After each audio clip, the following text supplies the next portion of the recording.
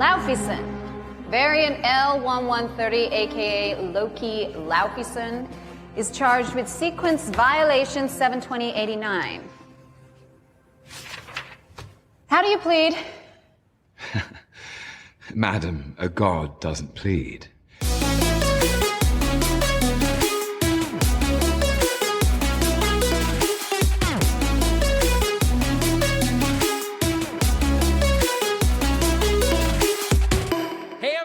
And I'm Noah, and you're listening to a new season of A Bite Of, where we take our current favorite pop culture obsession and enjoy it one nibble at a time. I'm like almost slightly out of breath because we always dance during that little theme song because we hear it when it's coming on. And I just needed a minute. It's like our pump up the jam. It gets me going. Yeah. Especially with a new property that we're covering. And it's none other than the new MCU show, Loki. So excited for it. I was really, really, really, really looking forward to this one. Well, you're a Loki lover. Yes, I am always a Loki lover. Yeah. And you also tend to have soft spots for like problematic hero-y, villain, anti-hero people. How dare you? Problematic. I'd say complicated. Why'd you have to go and make it so complicated? Avril Lavigne. Yeah, he's not like, I love a character that has a lot going on. You never know where they're going to stand. It makes it super interesting. You don't know if they're helping out or not. For personal gain or for the greater good. And that's Loki. So excited. Absolutely. As always, before we get into the episode, we break it down, analyze it, and recap the shows that we cover. Make sure you're following us on Instagram, Twitter, and Facebook at A Bite of Pod. Check out our website. All the links are there. We got blog posts. You can also find our Patreon there, where we have exclusive bonus episodes that we come out with. Listeners that are on our Patreon get to pick a bonus episode. Heck yeah. Yeah. And if you haven't already, please be sure to leave us a review on Apple Podcasts. Yeah. Give us those 5 stars and a review if you like what we do. And 2 thumbs up in life. So we don't have a look back moment because this is the first episode of the season. Yeah. Look back at the Before You Watch episode. And that's our recap. Yeah. If you just want to hear about Loki riding away on a sea of pigeons, then you should listen to the last episode. Oh my God, it's so good. It's so good. Yes. Early Loki is maybe one of my favorite characters now. He's just so ridiculous and I appreciate it. Oh yeah. I mean, even the outfit was a little much. How long can we make these horns? As long as the night is dark. Beautiful. I was going to say as the day is long, but for some reason night came out. As long as the night is as dark as your soul. All right, so let us officially take a bite of Loki episode 1, Glorious Purpose. Yes, and from this point on, it is a spoiler zone. So if you haven't watched it, it comes out on Wednesday. Look, we are all thrown off with the schedule. Loki is jumping around the timeline. Yep. He also messed up our timeline. Yep. So our episodes usually come out on Monday. Now they're coming out on Fridays. So watch it. Y'all, we're getting up at the crack of dawn to watch these episodes for y'all. So come on, watch it. What? Watch it with us. 5 a.m. You don't want to be watching a TV show? Beep, beep, beep. Blinking. I have to say, my second watch, I felt a lot more of the depth of the episode. Yeah. You know, on the first one, I was just like watching it for entertainment. Because as we were watching it again, I was like, oh, things are happening. Things are being said. Mm-hmm. Yeah, so I mean, let's jump right into it. Like I said earlier, this show is the one I was most looking forward to because Loki is he's like the forever villain. He's always like the B-list character. He's always doing things, but other people are always succeeding. So for him to have a show, not only because the Loki we know is dead, but like what is going on? Right. We started getting tidbits, TVA, all of this stuff. Right. It's like, this is bonkers, and I can't wait. And, you know, here's something that I've been thinking about, and I think is going to irk me the entire time. As we're watching the 6-episode arc of Loki, I have a feeling we're going to see some character growth and personal growth. But if this Loki no longer exists, what does that mean at all? I mean, maybe they do, but we just don't know in what capacity. Oh. I mean, time travel on the timelines, this is what I am a little worried about the future of the MCU going forward because, you know, time travel, multiverse, expanding it, making it more comic booky tends to make things a little more convoluted, tends to not make like continuity a surefire thing that we've known for like 22, 23 movies. Right. So it's going to be interesting how this plays out. I want to see how they carefully craft these branches into one singular sacred timeline. I mean, it tends to lead me to ask you lots of questions about things that I'm going to be confused about in the future. Yep. And I also think that we need to be weary of this because one of the next major properties coming out is Doctor Strange and the Multiverse of Madness. Yeah, there's some movies coming out before that and some shows, but again, it's not clear when the stuff takes place. And I think that's what everybody's like waiting for. How is this stuff going to be connected to the movie that we know for sure is going to involve the multiverse? Yeah. So I think it's going to be interesting going forward. I mean, we're probably going to be covering every single little tidbit of it. Absolutely. So ride this journey with us. I'm glad we made this podcast right when the Disney shows or the MCU shows were coming out. Yeah. And thank God for these shows because they're getting us through quarantine. We're in the tail end of it. And at some point, we're probably going to be seeing things back in theaters again. I don't know how people are going to feel about us taking notes while watching these movies in theaters. I mean, it's not going to happen, but still. Hey, movie guy, can you pause that? Rewind real quick. Please, what did he say? Can you put the closed captioning on? Thank you so much. Yeah. All right, so let's jump right into it. So where Loki picks up is right after the God of Mischief exits Avengers Endgame, or rather the first Avengers in 2012, due to the Tesseract literally being dropped at his feet. And my question is, do the actors get paid for this scene being shown in Loki the series? I mean, so that's interesting. I would think that if years later, or if a different company or something was using them in something, they would, like residuals and like royalties and stuff. Right. But like maybe it's just built into their contract that like we can show clips of movies you did 10 years ago and you will not get any more Marvel money. just has carte blanche. They can do whatever they want. Well, I mean, wouldn't put it past them, to be honest. But now we finally get to see where Loki went when he disappeared with the Tesseract. So he literally gets blasted into the Gobi Desert in Mongolia. It's cool because this scene really, it looks like the scene from when Tony Stark in the original Iron Man also escapes and crash lands in the sand. So it was a cool little homage to that. I feel like these shows so far have played a little tribute in some way to some of the past movies. So Yeah. I always look out for those little things. But it's also not clear what time he's in. You know what I mean? Like he could still be literally in 2012 just in the Gobi Desert. Right. But is it? So I think that maybe we'll find a little bit of that out as we go on. So he's officially violated continuity. He's not in the original timeline. And this is where the TVA, the Time Variance Authority, comes in. I don't know why I was thinking about this, but like TVA or TV Authority, they kind of make sure continuity is in place. Yeah, I just thought it was funny. It's like you could play with this name on so many things. It's like super meta and fourth wall-y that I like. So the first TVA member we meet is Hunter B-15, played by the beautiful, the talented Wunmi Mosaku. And if you saw Lovecraft Country, Oh, yeah. killed it. Phenomenal. I was so happy that she's in an MCU property because, I mean, that's pretty big. Yeah.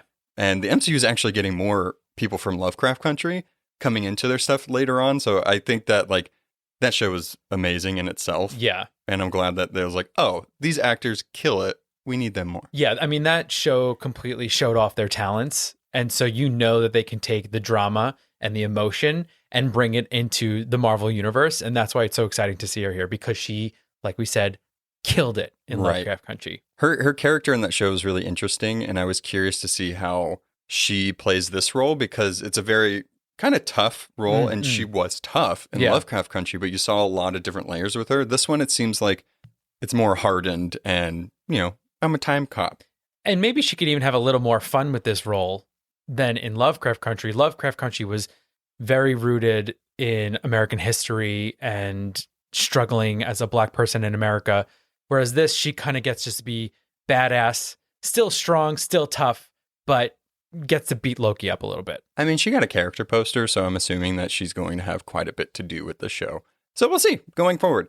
As they come into the picture, they check their, I guess, like variant tracking device. And we see that this device starts from 5 and then counts down as it heads to a red line. Right. So we see that this is a branch of the timeline that's heading down up to the red line. I don't know what the hell it's tracking. It's like, what happens when it gets to the red line? Something bad. What? Maybe once it goes to a red line, you can't undo, you can't reset that branch. That's a good point. But why? I don't know how the sacred timeline works. I'm learning with everyone else. Right. It's interesting because it just seems like the timelines are that fragile. Right. So it's like, who put that in place? So I'm assuming we'll figure out more about this as it goes. So before Loki could create chaos where he is in this new branch timeline, B-15 smacks Loki in the mouth with her like temporal stick. I call it a speed stick, much like the deodorant. Oh, I also have time stick. It was really hard to come up with things that like alliteration was working. So whatever. So it sends Loki falling backwards in slow motion. He feels the pain in like 1/16 of the time. So I'm assuming that's a lot. Loki is taken into custody and brought to the TVA. The way the TVA is presented is pretty fun. It's pretty cool. The entire organization has this retro vibe to it, like 60s. It's like they have advanced technology, but it's cloaked in analog technology. So it's pretty cool to see. It's very reminiscent. We got a little bit of this in WandaVision and like that aesthetic and going through the decade. So it's cool to see that Marvel's playing with how their sets are designed and how they tell stories. It's awesome. Yeah, it even feels like it's retro, but it's retro in the sense of how in the 60s they thought the future was going to look. Right. Very rounded edges, very bubbly TV screens. It's like this Time Variant Authority was created in the 60s. That's when things went mad.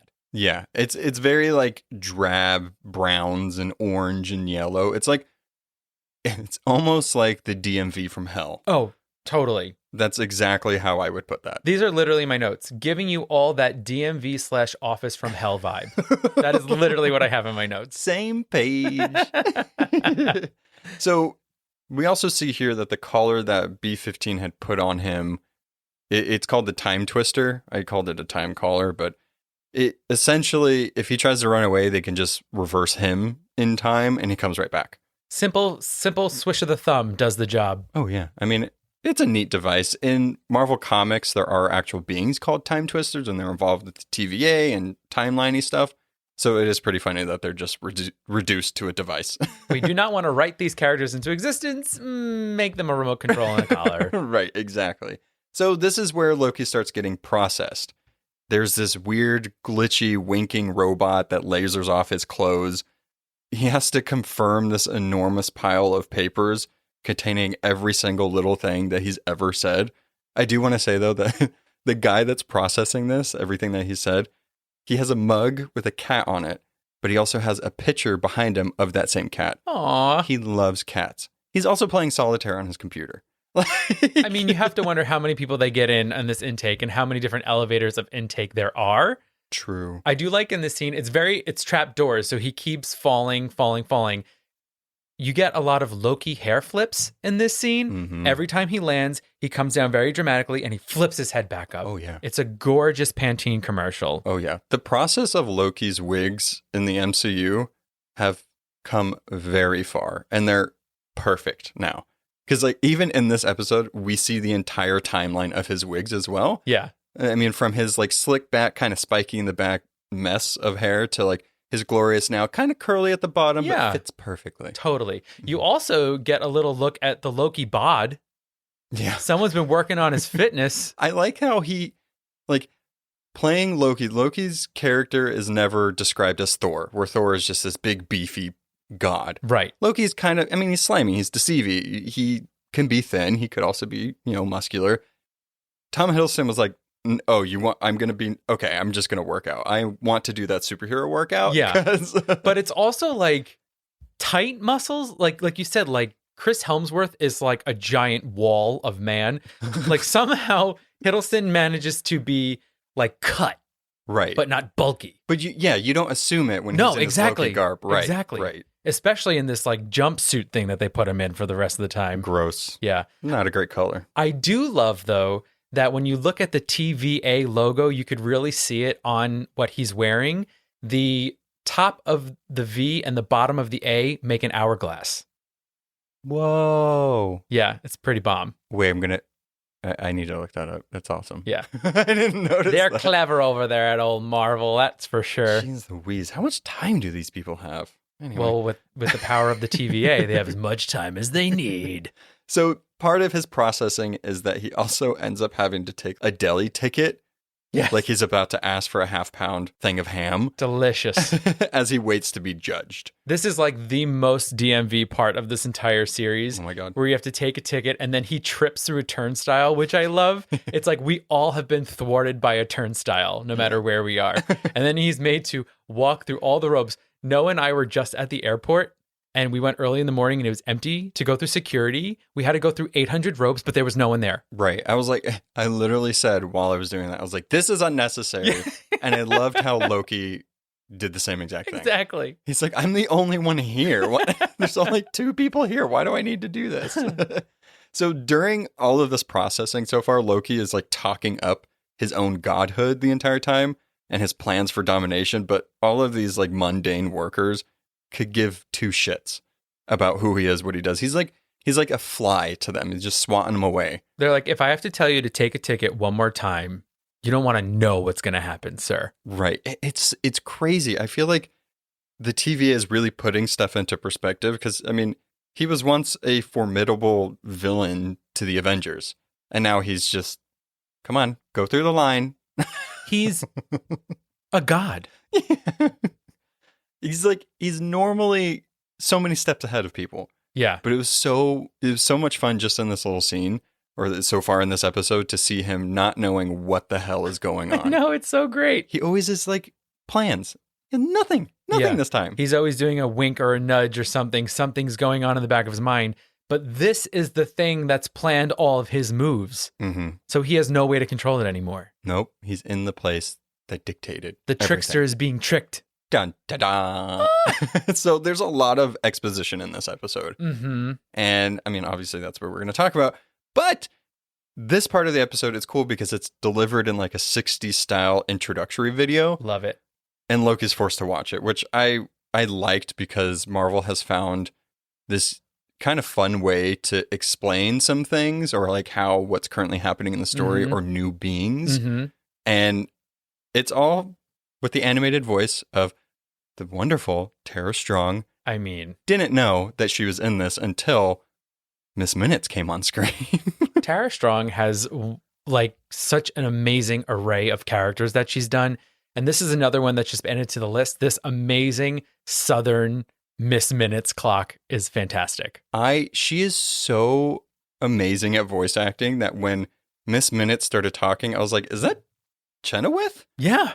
I was like, yeah, that's an odd choice. Okay, cool. And then when the credits rolled and it was Tara Strong, I was like, oh, okay, makes total sense. Absolutely. I mean, she was Timmy Turner for crying out, and also Raven in Teen Titans. So I think she was Bubbles in the Powerpuff Yeah. Girls too. Yeah. Tommy Pickles? Yeah. I mean, come on. All right. So Miss Minutes explains the role of the Timekeepers, the TVA, and the Sacred Timeline. Mm-hmm. So long ago, timelines were at war, threatened to destroy everything, including time itself. The Timekeepers make sure that the Sacred Timeline, what they deemed as a sacred timeline, stays intact. Right. And is the correct timeline. Loki also finds out that as a variant, he's a threat to the timeline because variants can use Nexus events. Remember that from WandaVision, the advertisement, the Nexus pills for depression.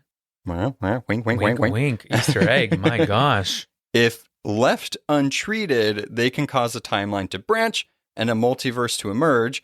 Considering Doctor Strange and the Multiverse of Madness is already on the calendar, it's a good bet that the TVA probably fail at some point. Mm-hmm. So they literally, in this scene, they have madness and multiverse in the same sentence, like words apart. I was like, okay, I see you. I see where this is going. That's more than an Easter egg. That's just blatantly telling you what's going to happen. So, in short, what does the TVA do?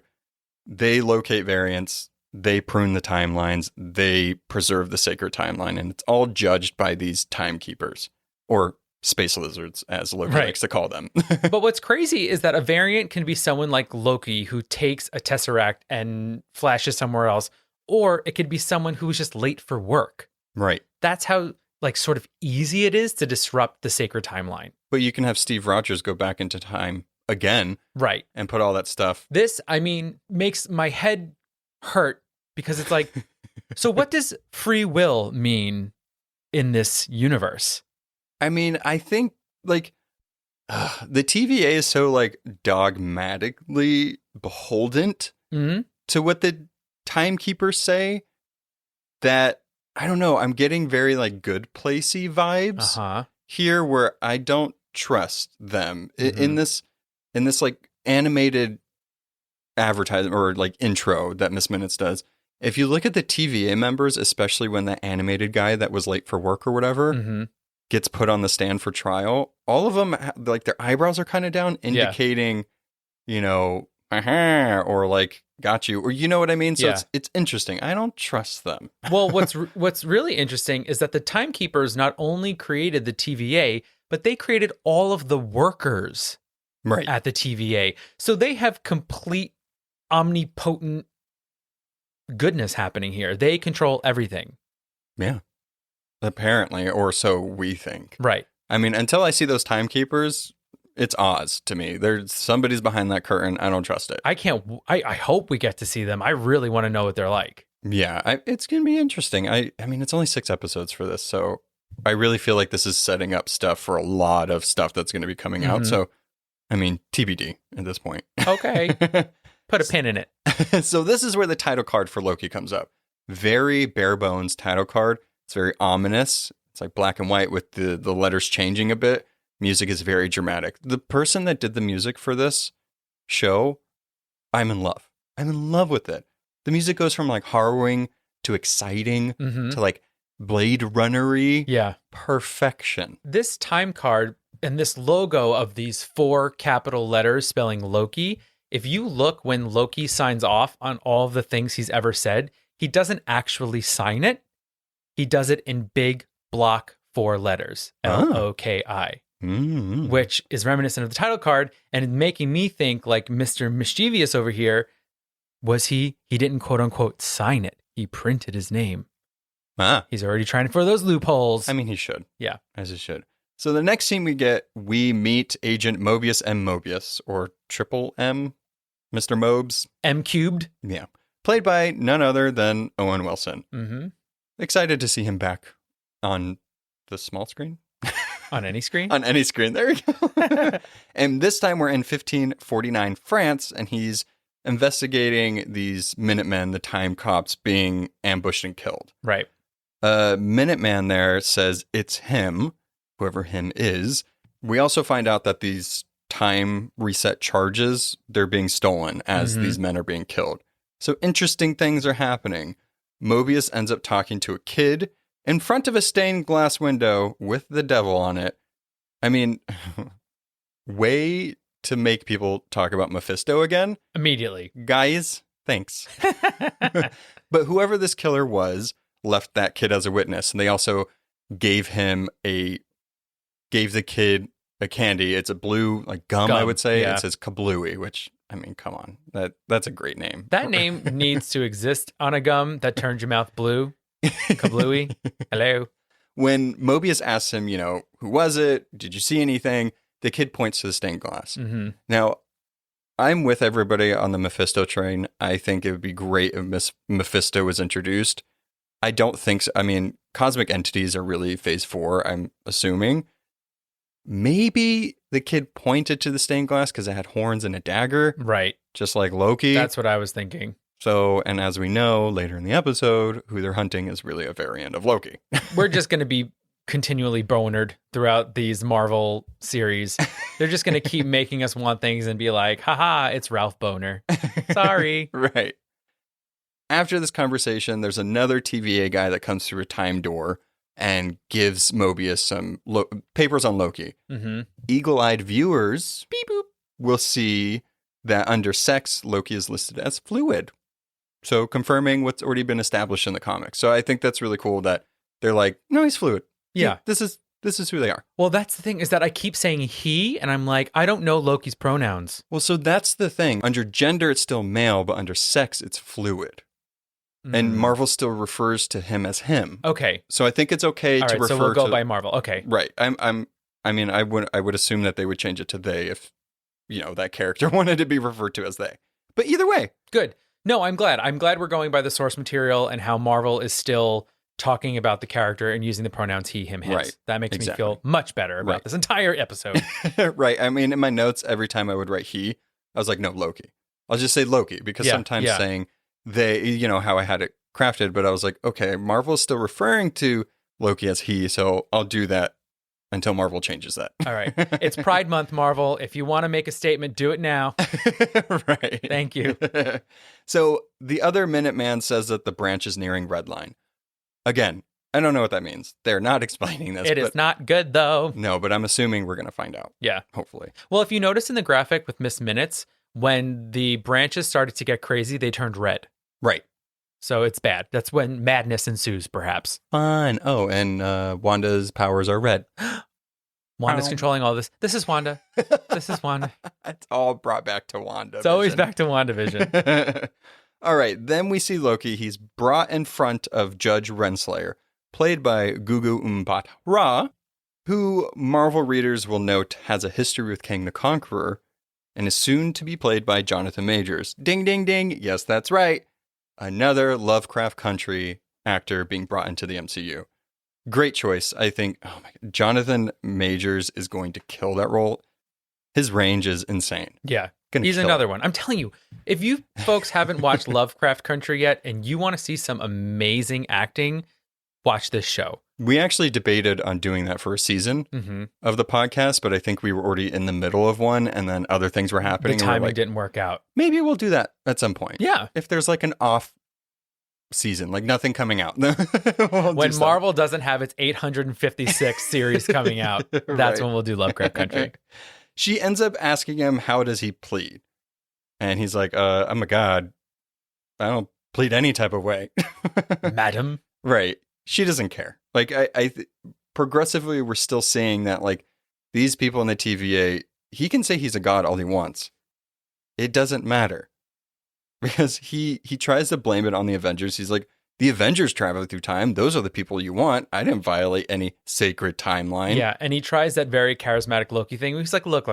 I'll help you solve this. Give me a task force. I'll go after them and kill them. I got this. We got this. It's all good. She's like, no. Yeah, she says that what they did was supposed to happen.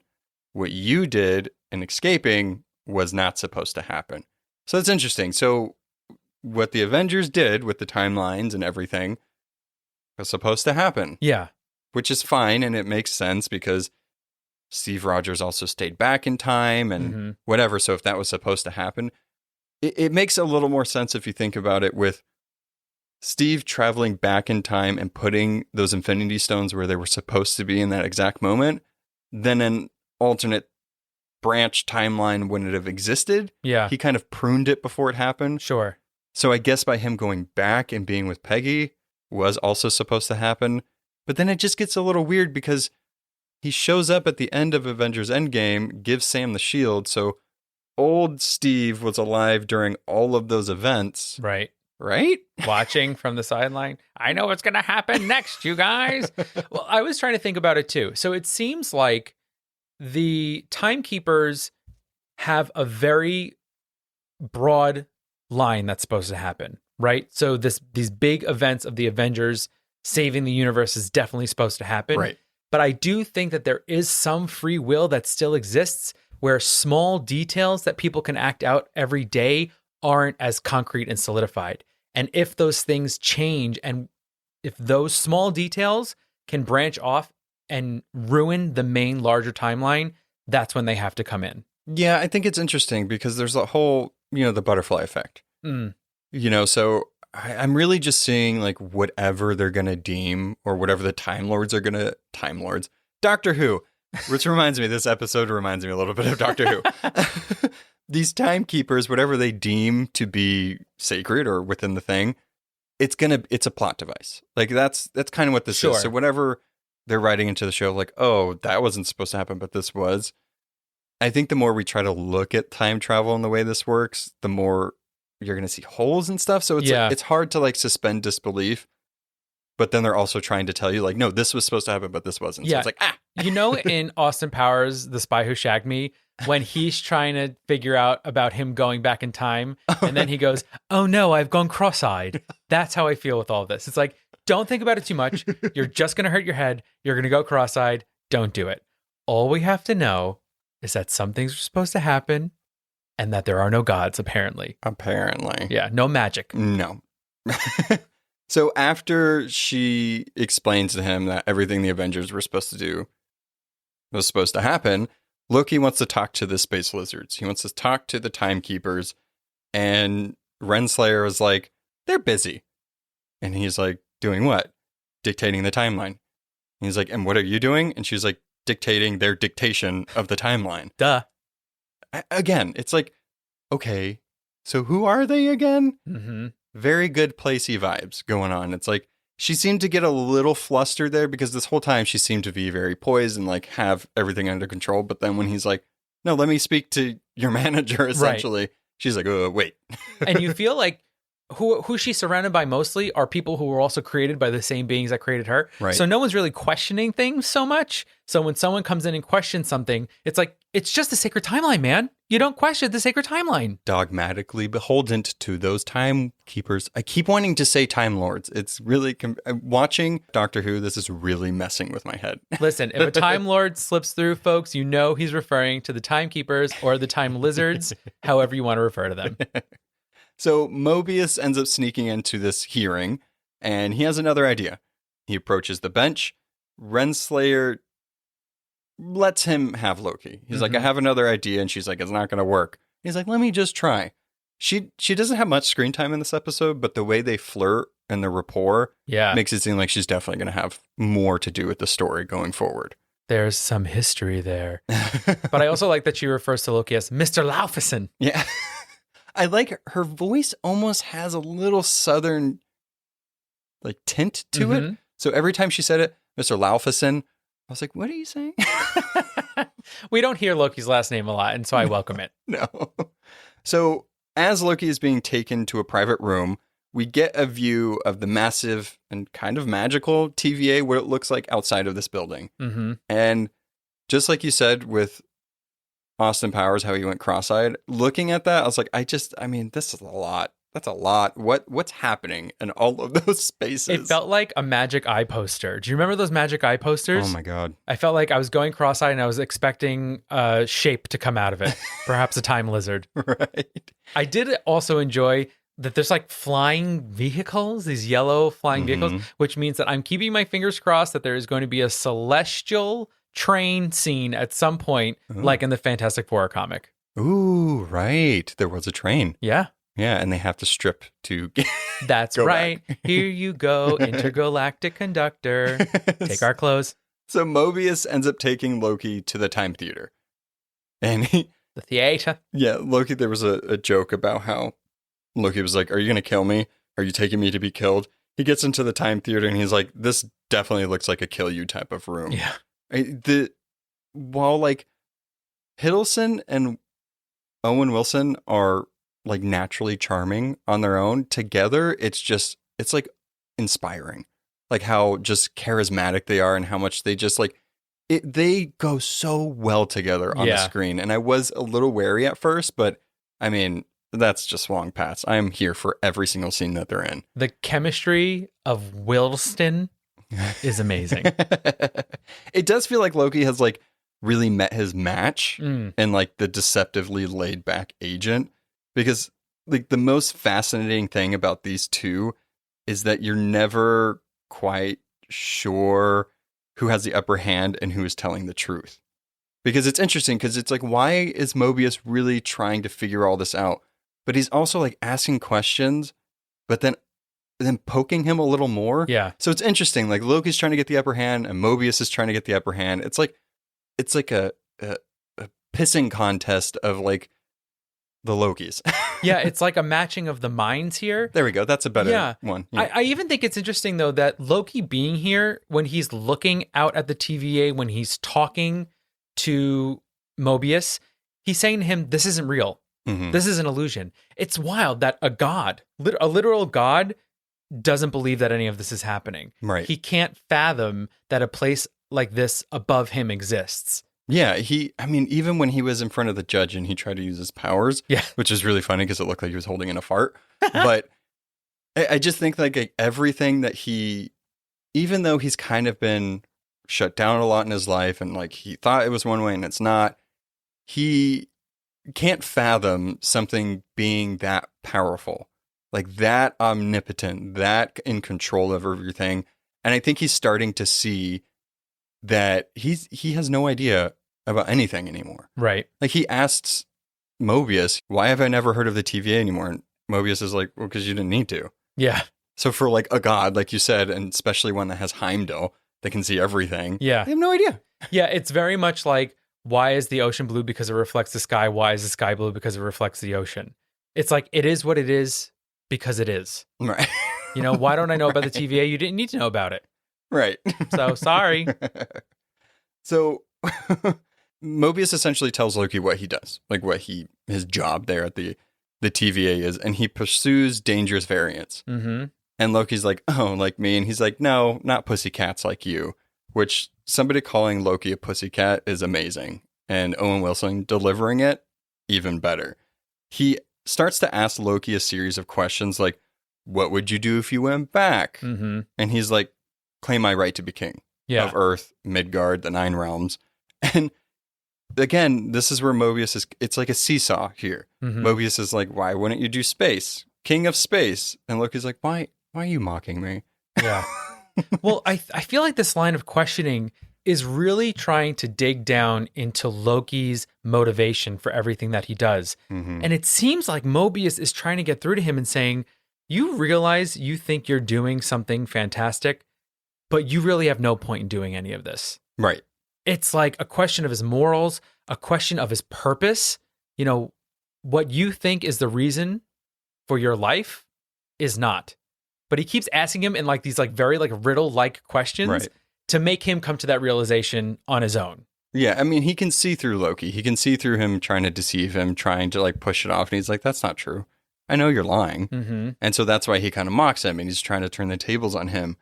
It's all trying to figure out his motivations. We don't know what's motivating Mobius to find out Loki's motivations, but I'm pretty sure it's going to become apparent. He ends up playing back for him his greatest hits, which pretty much is just him losing against the Avengers. Yeah. You just have to remember, this is 2012 Loki. This is the one that literally just lost that fight. So I don't think he wants to see that.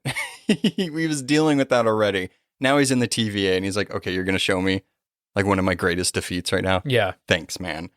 But it's not all murder and chaos though, because they show the mysterious case of DB Cooper was actually Loki messing around after losing a bet with Thor. I want more of these. Can he just keep looking in the past of where he was actually some mysterious person in history? Yeah, he like has done assassinations, he's done hijackings, he's done everything. I thought this was so clever because DB Cooper is still one of the greatest unsolved mysteries for the FBI. He actually still has a page on the FBI's website. Really? Yeah, detailing the case. They're like, this is what happened. We still have no idea where he went. They're like, he's probably dead because he parachuted off with $200,000 in the middle of the night, dressed in a suit. But we never found his body. They found some of the money, but they never found him. Yeah, I mean, he probably got away. Unless an alligator ate him or something, like there's just no explanation for that. And it is crazy. Yeah. And why would you parachute at night? Yeah. Parachuting in general. Well, they is scary. thought it was this one guy who had done the same exact crime 5 months earlier. He parachuted out. These people, listen, back in the 60s and 70s, people were just parachuting out of planes. No Dressed big deal. as Don Draper. Heck yeah. Okay, look how cool I am. But jokes and stuff aside, the bigger conflict during this interview is that Loki wants to believe that his choices are his own. Mm-hmm. And that the idea that he's not like the true master of his destiny, it seems to start chipping away at him. He starts to get a little aggravated here. Yeah, Mobius even says to him, I want you to be honest about why you do what you do. Right. Why do you do these things? Which is interesting. I have a little bit of a theory about that. Ooh. And I'll kind of save it for a little later. Oh. Just so that way listeners can follow my track of mind. Hit the Unsolved Mysteries theme song right now.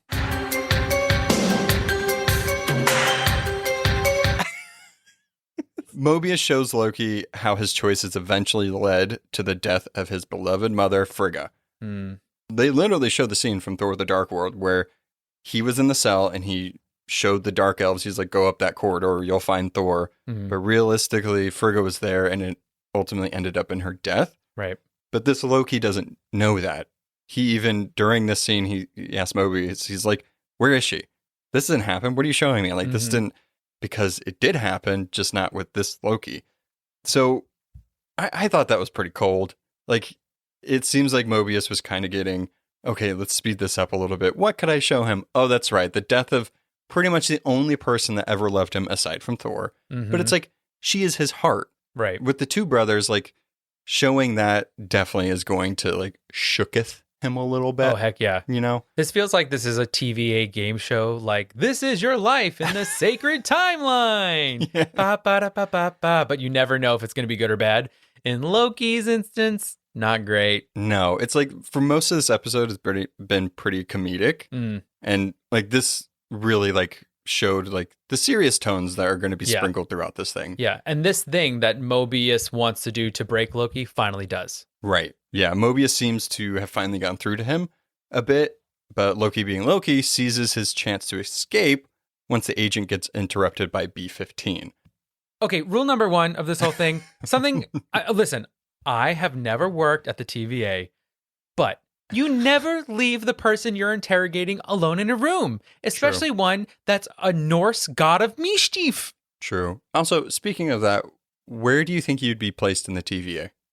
If I worked there? Yeah. Oh, I would be probably stuck at the front desk taking people in. So definitely the role of Casey. He seems like he has more than just, like, intake. He kind of seems like, I don't know what he does. It's maybe like admin. Oh, let's be honest. I wouldn't be a hunter.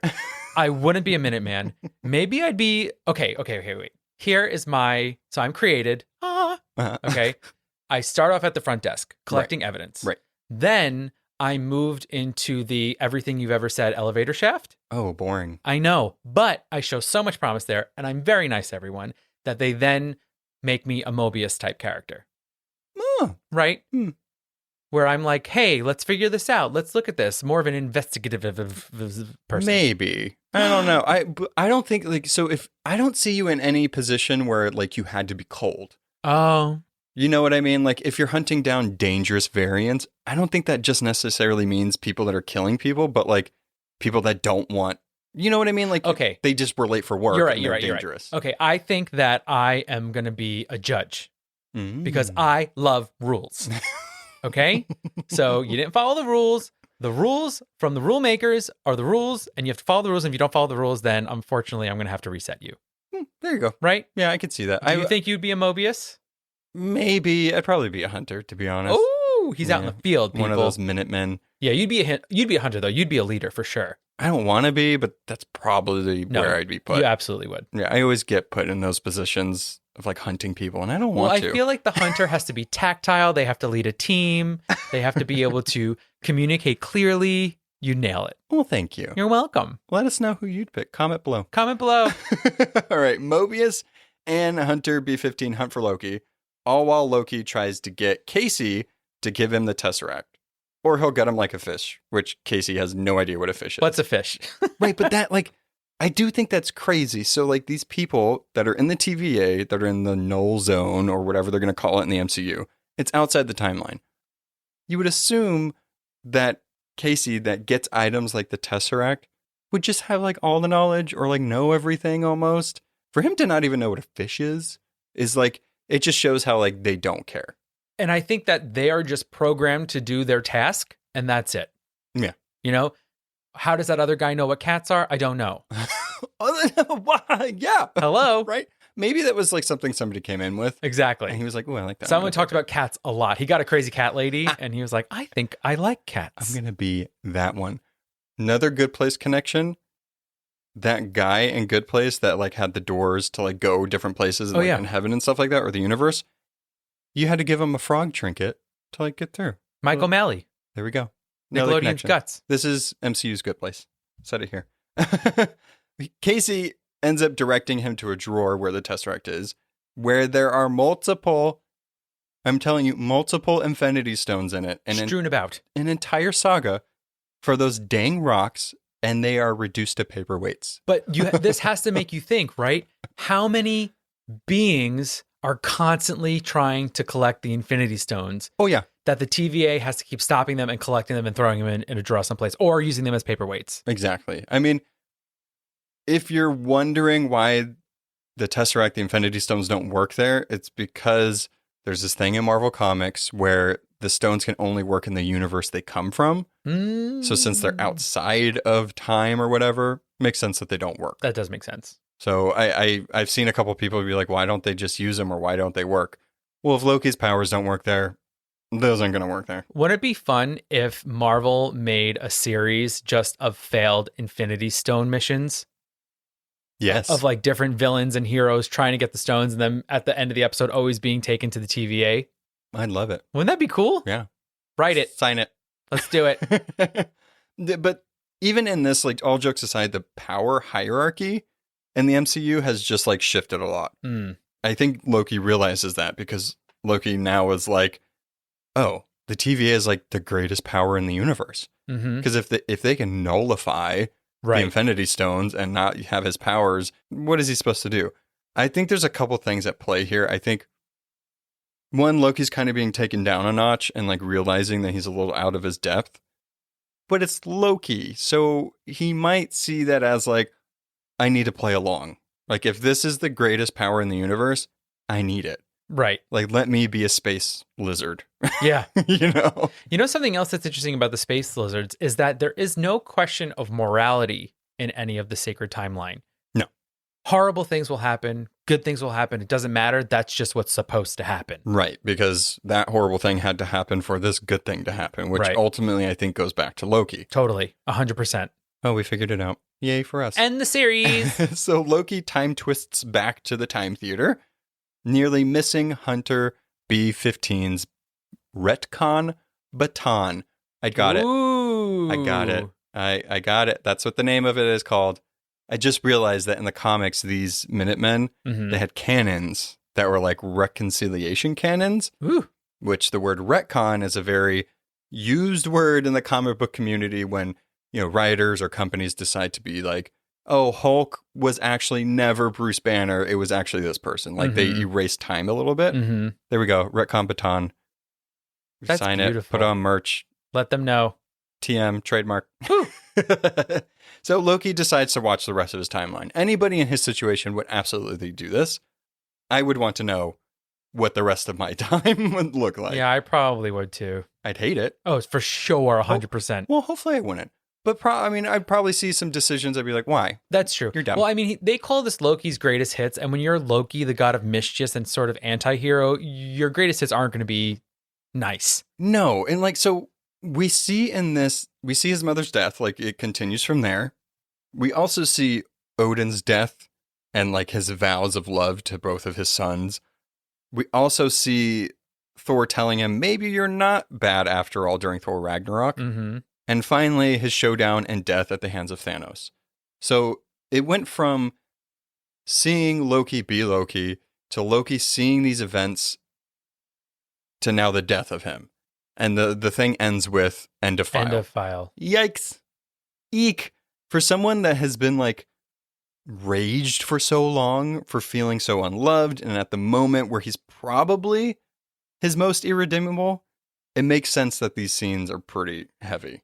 And Absolutely. like even hard for him to watch. Oh, yeah. He even gets a little choked up. He looks like he's getting teary-eyed watching these things. These people that he has such a complicated relationship with, but it shows that deep down, even in 2012 Loki, there's a root of love there. Right. And respect.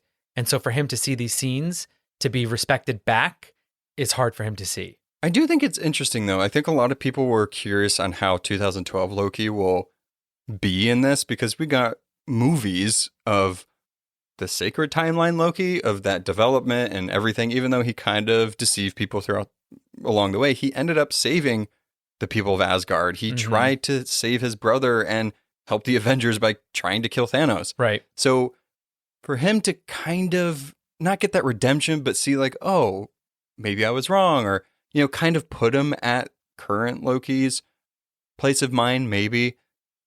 It does seem a little fast, but I think it's more of like, did we really want to see that Loki and that be the main story of this show that we're probably only going to get one season of? Probably not. Like, get it out of the way in the first episode. Yeah. Continue with plot. Yeah, I mean, this first episode was a lot of exposition. It was a lot of looking back. It was a lot of reflecting. And we needed that for the character, but having it in one episode was just enough. Right. Back with Loki. He's laughing in despair over the wreckage of his glorious purpose. Wink, wink, wink. Title drop. He channels his rage into a fight with B-15. He manages to stick her with the time collar, and he uses the time twister to mess with her until he's satisfied. Yeah.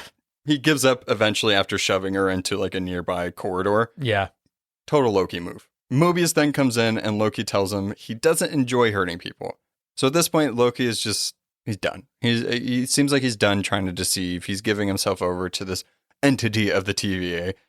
He says he does it because he has to, because it's all part of this illusion done by the weak to get control. Right. He needs to instill fear into people to weaken them so he can assume his throne. Right. But it's all an act. It makes sense that if he feels that way, he's going to lash out. It's sort of in the vein of Thanos, right? Where Thanos is like, I know how to solve this. You just have to wipe half of existence out. That's it. Right. That's what you have to do. It's a horrible thing, but it will result in a greater good. And Loki, on some level, believes that if I do all these horrible things, I'll be able to be in control because when to do good things. Right. Because when you're in when you make decisions for people, all of their decisions, they don't have to make. Therefore, all of their fear and worry and self-consciousness disappear because you're just going to tell them what to do. Right. He wants to be a timekeeper. Right. It all comes back to the space lizards. He wants to be a space lizard. Time. Loki ends up calling himself a villain, but Mobius doesn't think that he is, which that's nice. I like that. I believe in you, Loki. Right. And Mobius isn't necessarily offering Loki at this point salvation, but a purpose, which I think is cool. It goes along with the title of this first episode.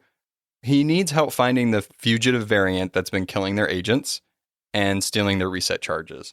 But there's more. Oh. Of course, there's always more. They're hunting a variant of Loki that they need help with. So dun dun dun. Very dun dun dun. So there's 3 Lokis out there, or is this a Loki from a different time? Oh, like no, a different I've gone universe. cross-eyed. It would have to be. I mean, it just wouldn't make sense for there to be 3 Lokis. And if there is, when did that Loki become a variant? So well, you figure, like Sacred Timeline Loki's dead. 2012 Loki is at the TVA. Where's this Loki from? Where's this Loki from? Right. Exactly. Is this TVA Loki in the future figuring things out about the TVA, going back, trying to stop them? I mean, time will tell. Oh, clever girl.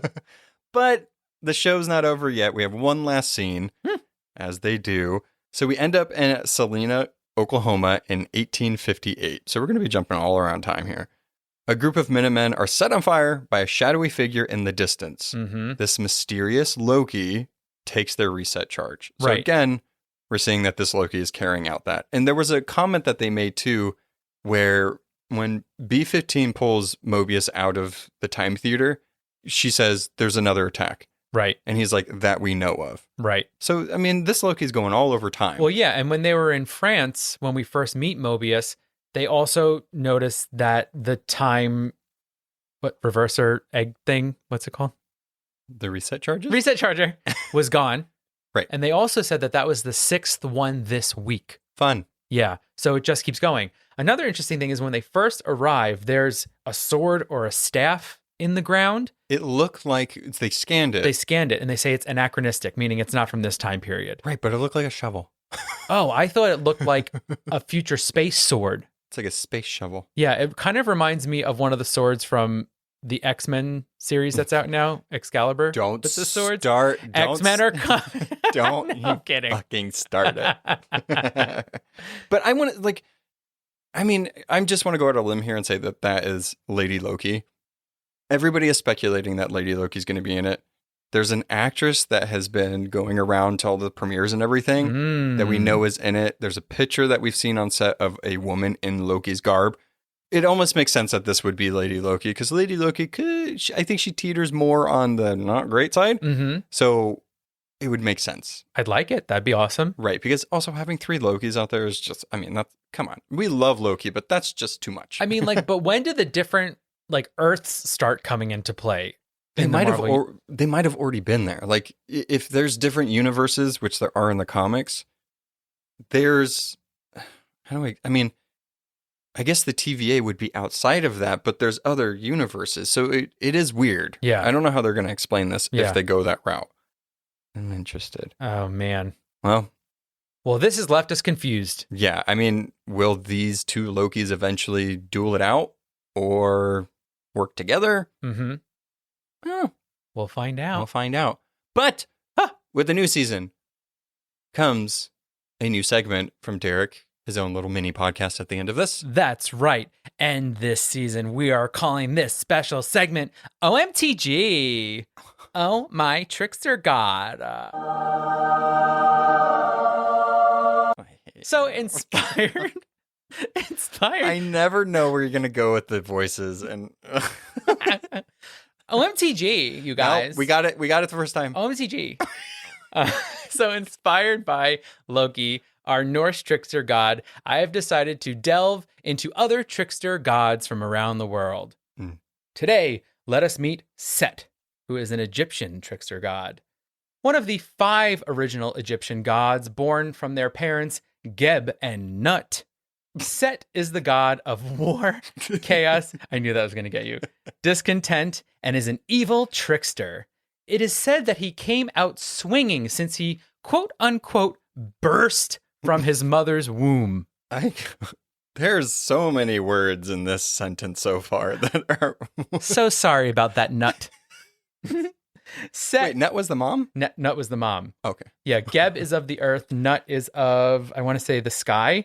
They're like the 2, like almost like titans. Right. And then they created the gods. Right. So Set, also known as Seth or Setesh, is depicted as a dog-faced, fork-tailed, cloven-footed beast. Gross. At first, he was seen as a pleasant god and was often inscribed on love amulets, but all that changed as time went on. One of the stories shares that Set was jealous of his brother Osiris, who was the god of fertility, agriculture, life, and rebirth. So basically the complete opposite of Set. So he threw a party in Osiris's honor and played a trick where he closed him in a casket and threw him into the Nile River where he perished. Moses. Yeah. He then took his throne, but caused war and grief in Egypt. This then caused a rift in the family, and he fought with his nephew Horus for control. Wow. This myth of brotherly betrayal has me saying, OMTG. Oh my God. OMTG. That's really interesting that trickster god and our MCU one mirrors Thor and Loki. You know, he's jealous of his brother. His brother is seen as this like, oh, I'm so powerful, I'm so great, and he does everything in his power to be better and or kill. Right. That's interesting. I wonder, is this going to be a theme every time? Maybe. Yeah. Is there a common thread? I mean, like, I feel like in a lot of myths, there's always familial jealousy and wanting of power. So leave it to the trickster god, the one of mischief and war and destruction, that's going to want to try and get it. Also, Seth is not an intimidating name. Set might be a little more intimidating. Seketh is pretty cool, too. Yeah, that's cool. Seth, watch out, Seth's coming. Okay. Oh, Seth Green is back. Seth. Seth. Get out of here, Seth. All right, guys. Well, it was a pleasure. See us next week. Same time, same place. Bye-bye. See you then. Bye. Thanks for listening to A Bite Of, artwork and editing by our own Noah. Be sure to subscribe and follow us on Instagram at A Bite Of Pod and on Facebook at A Bite Of. If you have questions, recommendations, or just want to say hi, you can email us at abiteofpod@gmail.com. You can find us on all podcast platforms. Please be sure to rate and review to spread the word. Hope you join us next time on A Bite Of. Bye.